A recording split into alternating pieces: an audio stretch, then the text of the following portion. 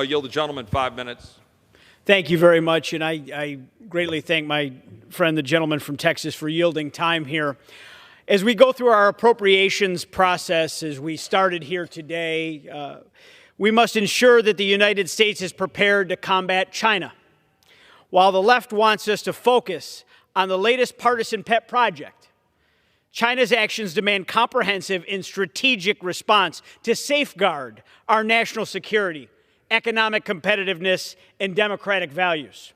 Internationally, China's aggressive military buildup poses a direct challenge to the United States.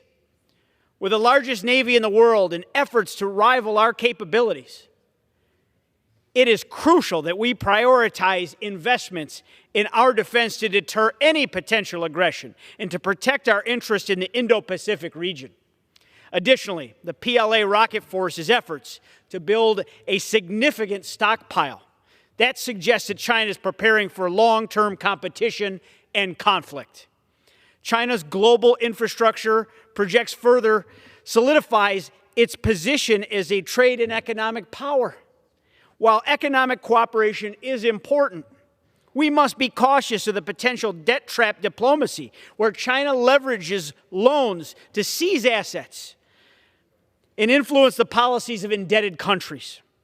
This undermines the sovereignty of nations and challenges the rules-based international system and directly counters democratic values. Closer to our own borders, China's ambitions in South and Central America and its plans to establish a listening station, as they call it, in Cuba to monitor U.S. bases are clear signs of their growing assertiveness and aggression. We must not underestimate their determination to expand their influence and challenge our homeland security. We also engaged in a tech race with China. While we currently hold an edge in innovation and technology, complacency could lead to China overtaking our sector.